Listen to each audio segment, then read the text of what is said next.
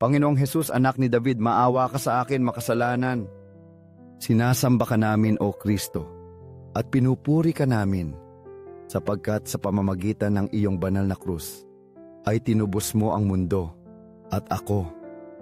Panginoong Hesus, San Jose at ang Birheng Maria, sa iyo ko ibinibigay ang buo kong puso at kaluluwa. Palakasin mo ang aking pananampalataya, Panginoon, upang hindi ako lumayo sa iyo kailanman. Ngunit, Panginoon, sa lahat ng mga panalangin ito, ang pinakamamahal ko ay nananatiling pinakasimple, ang pinakasinsir mula sa kaibuturan ng aking puso. Panginoong Hesus, mahal kita. Mahal kita, Panginoong Hesus. Mahal kita, Panginoong Hesus. Mahal kita, Panginoong Hesus. Naway purihin at luwalhatiin ng mga langit at lupa, magpakailanman ang sagradong puso ni Hesus, sa Eukaristya, na nagbubuklod sa atin at nagbibigay sa atin ng bagong buhay.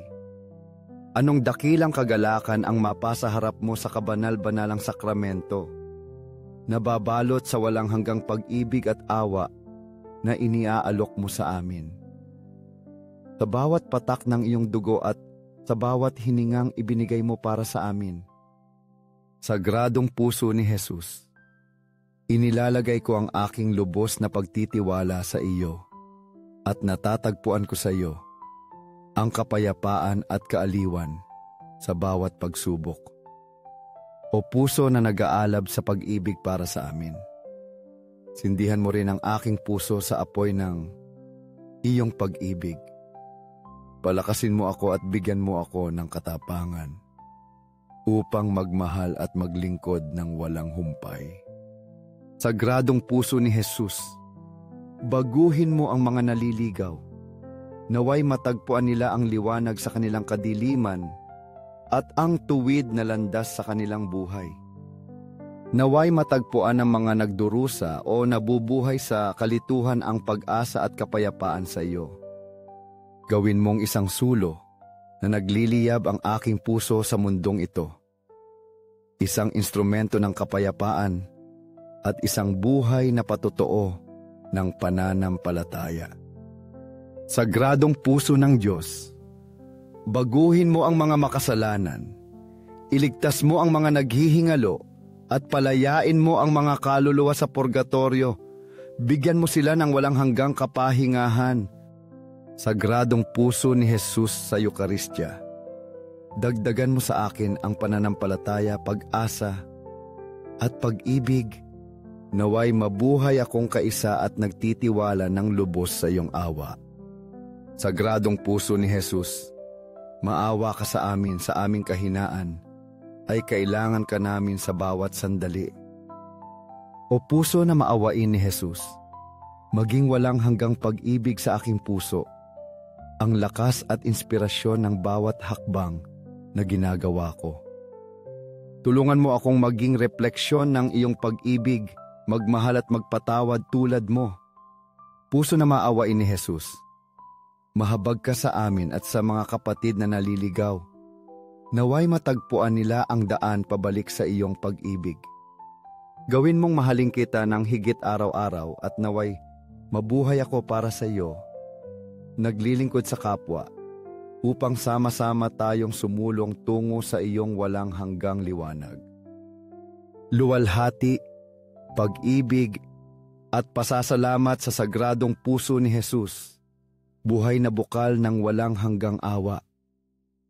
O pusong mapagmahal, inilalagay ko ang aking tiwala sa iyo, sapagkat natatakot ako sa aking kahinaan.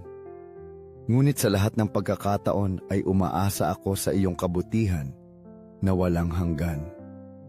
Sagradong puso ni Hesus, maawa ka sa amin, iyong marupok na tupa, at sa mga pastol na iyong pinili upang gabayan kami sa landas ng kaligtasan.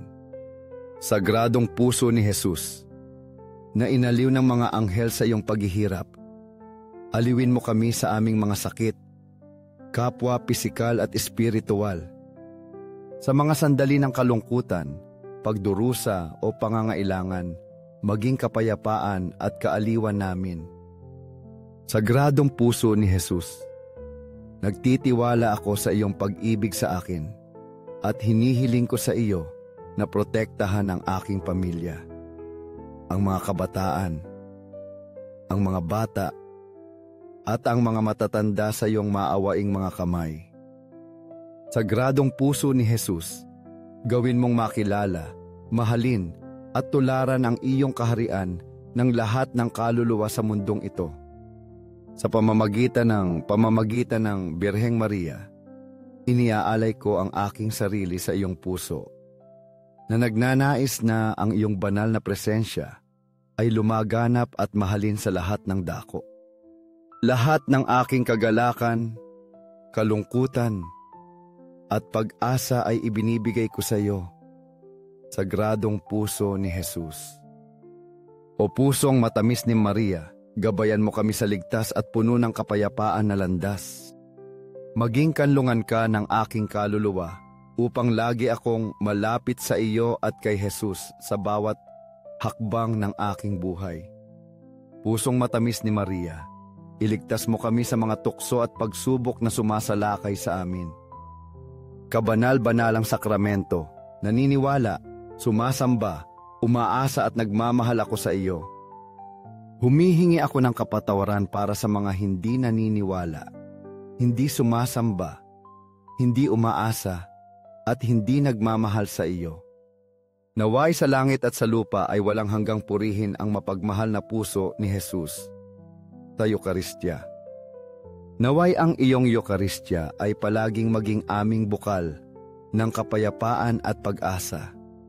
Amen. 5 minuto kasama si Jesus na nasa sakramento. Sa ngalan ng Ama at ng Anak at ng Espiritu Santo. Amen. Jesus na nasa sakramento, Panginoon ko at Diyos ko, narito ako sa iyong harapan. Sumusuko ng hubad ang kaluluwa, nakaluhod sa pagpapakumbaba at pagmamahal, na may pusong tumitibok sa pagpipitagan at pasasalamat.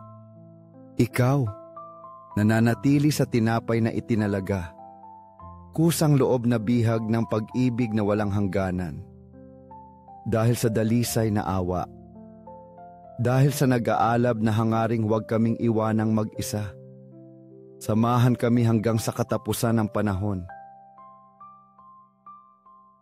Sa iyo, Jesus, ang lahat ng kaluwalhatian, ang lahat ng papuri, ang buo kong pagkatao. Gaano mo kami kamahal, Panginoon? Isang pag-ibig na napakalawak na hindi lamang nagpahintulot na ipako sa krus, ngunit pinili pang manatili sa sagradong katahimikan ng tabernakulo. Doon, nakatago sa panlabas na anyo, ngunit nagliliwanag sa banal na presensya. Naghihintay ka sa aming mga pagdalaw, sa aming mga katahimikang puno ng pananabik, sa aming mga tahimik na luha, sa aming pinakamalalim na pakiusap, yaong kung minsan ay hindi namin kayang ipahayag sa mga salita. Maraming beses na ang mga tabernakulo ay walang laman, nakakalimutan, malamig, mga saksi ng pagkalimot ng tao. Gayunpaman doon, sa tahimik na sulok na iyon ng templo, tumitibok ang isang banal na puso, nag-aalab na parang buhay na apoy, tumitibok sa pagmamahal para sa bawat isa sa amin. Ito ay isang puso na hindi napapagod maghintay at nagnanais ng may walang hanggang pananabik na makipag-isa sa aming mga kaluluwa. Nais niyang pagalingin ang aming pinakamalalalim na sugat, punasan ang aming mga luha, at yakapin kami ng may pagmamahal na walang hangganan o kondisyon. Ngayon hindi ako pumunta upang humingi ng anuman, Panginoon. Ngayon pumunta lamang ako upang makasama ka, upang ialay sa iyo ang aking oras, ang aking atensyon, ang aking katahimikan, upang hayaan ang iyong tingin na tumagos sa akin, upang ang iyong presensya ay bumalot sa akin tulad ng isang balabal ng kapayapaan.